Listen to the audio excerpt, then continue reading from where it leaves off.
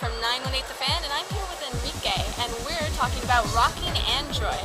Can you tell us a little bit about what you do at Rockin Android? Yeah, Rockin Android is an independent publisher working with independent doujin soft circles from Japan. And actually, this is the first company that's ever actually brought over doujin soft and legitimately licensed it and localized it for the U.S. audience. Oh, wow. And what do you do on that team exactly? Well, I'm actually the producer, you would say. About basically 5 years ago, I started playing doujin soft. I really enjoyed it. And 2 years ago, I started writing a business plan because I got into the scene so much. I wondered, why are we not playing these games in America? So I basically started a company, and we did start the business plan 2 years ago, but we started last October.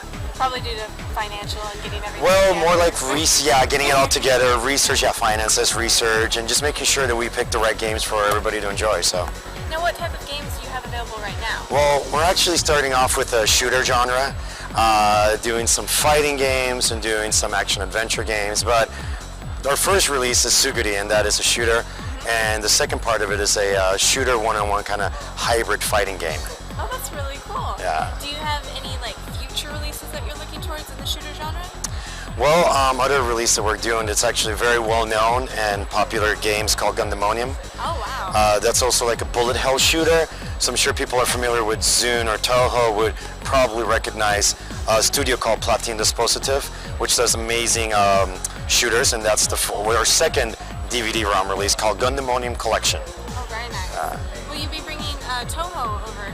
I've been asked that question so many times. Zune, I hope you're listening, because we've already talked to Zune, and Zune, unfortunately, does not want to license outside of Japan. I can see how that is, because it's so fan-oriented. So fan-oriented, and I think, judging by first-hand experiencing the comic and his fan base, he is quite huge and doesn't really need to go anywhere else. Right. He's pretty content where he is right now. Well, at least we found out for everybody who wanted to know. Yeah, but we're trying though, and hopefully soon we can get some games from him. But. And what other games besides shooter do you want to release?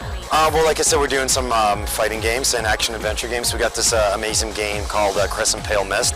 For those who love Devil May Cry and Castlevania and bullet hell shooters will really enjoy this game.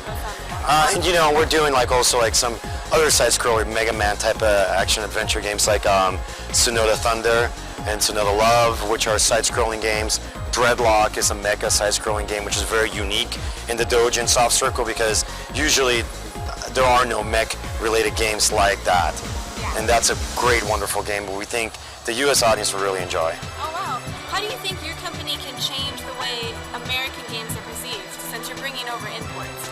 Well, let's see. The problem is that we're the kind of games that we're releasing are such a niche market. Yeah. So it's actually we have to create almost a market for ourselves, and then hopefully it'll catch on with the mainstream. And I think one of the things that's very interesting at Anime Expo this year is that we've already had people thank us for doing this and saying that they want to start doing their own doujin soft circle in the U.S. Wow. So who knows? Maybe next year at Anime Expo we'll have a whole little room dedicated to it. We already got a fan base. We already got a fan base, so it's really exciting to see where that's going to go. And now, are there any future projects besides the shooters or anything else? We have been asked a lot about visual novels, and we're looking into that. Yeah. Another particular interest of mine is doujin soft music, where people take a soundtrack from something popular, rearrange it, or original artists that are doing this, and we're thinking of going into that genre as well. Very nice. That'll be interesting to all of our fans. Now, do you Yeah. release all your releases? Are they for download? Are they for CD?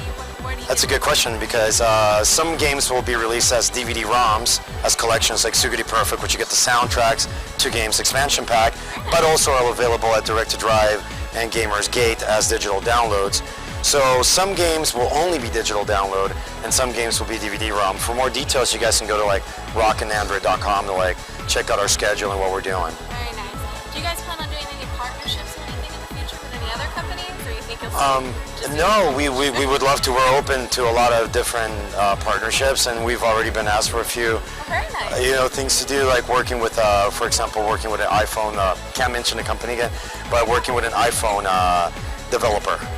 So we'd like to actually bring these games over to the iPhone. We're working on getting some of these games on WiiWare and also Xbox Live through XNA. Well, I know our anime fans will love that, and all the people at 918 The Fan. And I'm here with Enrique, and this is kind of shitty. And this is 918 The Fan. See ya!